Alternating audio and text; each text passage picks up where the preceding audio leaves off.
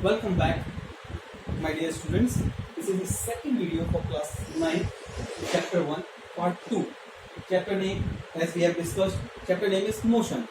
In the previous video, we have discussed what is motion, what is uniform motion, non-uniform motion. We have seen a graph also representing. But now, I want to tell you, if any body or any object is in motion, then some basic terms, few terms are really required to describe that motion. Means with a few terms we can describe any motion.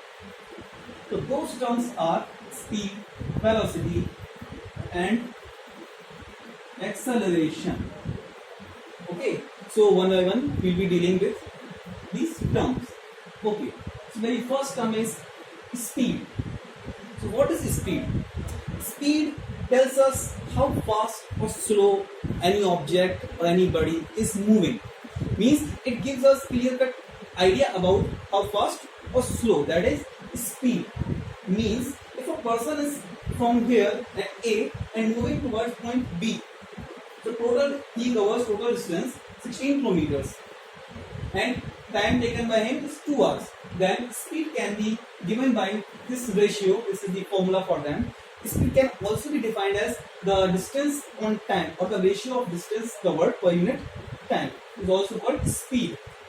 So means speed in this case will be distance covered, distance traveled upon time taken. I think it's visible nicely. Okay, yes, of course. The distance covered, how much? 16 kilometers. Okay. Time taken by him, 2 hours. Okay. Take this name Ram. Okay. So what will be the speed? 8 kilometer per hour. This is the speed of this guy. I name it Ram. Okay. Here comes another concept of the speed only, that is average speed. Why we take average speed? Actually जब भी हम कहीं जाते हैं तो generally average speed ही लेते हैं. आज की सर्कमस्टेंस को देखा जाती है प्रैक्टिकल लाइफ में, क्योंकि एक कांस्टेंट स्पीड से मूव करना हमारे लिए पॉसिबल नहीं है. हम जर्नी स्टार्ट करते हैं विद द स्पीड 0. हम जाते हैं कहीं, अगर हमें अच्छा हाईवे अच्छा रहता है, जैसे कि अगर हमारे यहाँ मोरानीपुर जैसा हाईवे नहीं रहा और अच्छा हाईवे रहा तो पक्का आपको बहुत स्मूथ रोड मिलेगा, तो आप अच्छी स्पीड में गाड़ी चला पाएंगे. ओके ना. जब आपकी स्पीड बहुत ज़्यादा रहेगी, ठीक है, तो आपकी स्पीड ज़्यादा रहेगी, आप ज़्यादा डिस्टेंस कवर करेंगे कम टाइम में. बट आपको अगर कंडीशन अच्छी नहीं मिली, इन दैट केस आपकी स्पीड कम हो जाएगी. लेकिन आपको लॉन्ग एक जर्नी, मान लीजिए आप यहाँ से कहीं गए 100 किलोमीटर अबाउट डिस्टेंस कवर करके, तो इसका मतलब क्या कि आप एक स्पीड से नहीं गए. इन दैट केस हम टोटल स्पीड तो ऐसे निकाल सकते हैं, बट अगर हम जा रहे हैं, माइलस्टोन्स लेते हुए जा रहे हैं, means A, B, C, this is B point. Let's split this distance like 5, 6, 5. Okay. In this stretch, this 5 kilometers is covered within 30 minutes. और इसको आप कह सकते हैं half hour. This 6 kilometer took 1 hour. For 60 minutes. This 6 kilometers. Again, this took half an hour or 30 minutes. ठीक है. तो अब मुझे अगर एक स्पीड की बात करनी होगी तो मैं क्या करूँगा? इस स्ट्रेच के लिए अलग स्पीड आएगी, इस स्ट्रेच के लिए अलग स्पीड आएगी, ठीक, इस स्ट्रेच के लिए हम अलग स्पीड लेंगे. तो डिफरेंट हमें स्पीड मिल जाएंगे. लेकिन हम क्या करेंगे, एक इस सब चीज़, इस प्रॉब्लम को सॉल्व करने के लिए क्रिटिकल कंडीशंस, बहुत सारी स्पीड रहेंगी, उनका एवरेज वगैरह अच्छा नहीं. इससे अच्छा हम क्या करेंगे, डायरेक्ट हम एवरेज स्पीड निकालेंगे. Average speed means total distance travel. इसको मैं लिस्ट लेता हूँ यहाँ से, ठीक है, यहाँ ले लेता हूँ. total distance traveled upon total time taken. आप कितनी लंबी जर्नी पे चले जाइए, आप 2 स्ट्रेच हो, 3 स्ट्रेच हो, 4 स्ट्रेच हो, आप किसी जर्नी से जा रहे हैं वापस आ रहे हैं। हाँ, ये भी हो सकता था कि अगर मैं इसी सेम क्वेश्चन में ऐसे कर दूं, ये तो नोट कर लिया होगा मेरे ख्याल से, नहीं क्या हो तो करिए जल्दी से।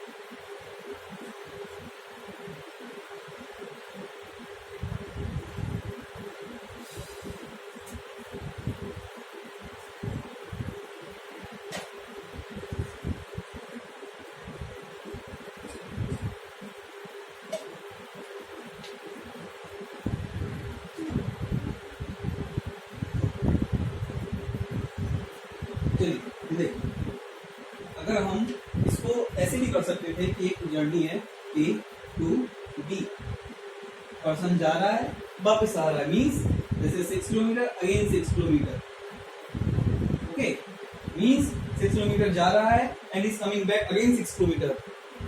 जाते समय कहीं जाते हैं तो उमंग के साथ जाते हैं ना घूमने, चलो उसको 2 घंटे लगे पहुंचने में, ठीक है।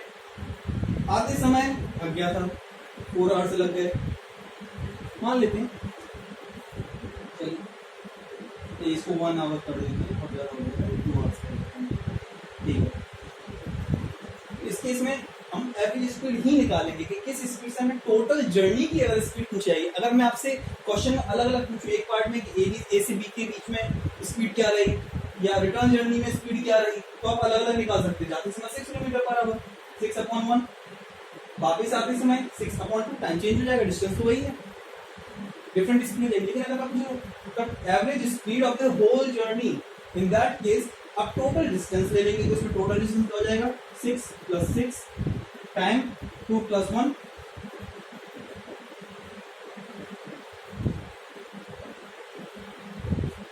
Okay. So in this manner we will be doing the questions. आप सब अपने क्वेश्चंस प्रैक्टिस करते रहें जीडी में, आगे बढ़ते हैं यहाँ से। Okay, next topic is velocity. Velocity is also somewhat like speed only, but in this case direction matters, means this is the distance in specified direction upon time। किसी particular direction में, may be straight line motion है तो okay, along one direction only, ठीक है। तो distance in specified direction, किसी भी direction में कितनी स्पीड, सॉरी कितना डिस्टेंस वो कवर कर रहा है अपॉन कितना टाइम उसको कंज्यूम कर रहा है, तो वो आपका वेलोसिटी दे देगा। Okay, one more term is there which we can replace in this velocity formula। Actually, whenever we add direction with distance is also called displacement upon time, ही आपका velocity होता है, ठीक है। वेलोसिटी में मैंने क्या किया, डिस्टेंस इन स्पेसिफाइड डायरेक्शन जो आपका है, इसको ही मैंने यहाँ से चेंज कर दिया इसको डिस्प्लेसमेंट से। So displacement upon time also gives us velocity. Okay, अब आपके मन में सवाल तो आ रहा है, हाँ इसमें यूनिट्स वगैरह सब वही रहेगी, मीटर पर सेकेंड, 2 मीटर पर आवर, ठीक है। और बेसिक डिफरेंस है इनमें, speed is a scalar quantity and this is a vector quantity. ये क्या होते हैं अभी हम आगे डिस्कस कर लेंगे, ठीक है। So this is speed, this is velocity.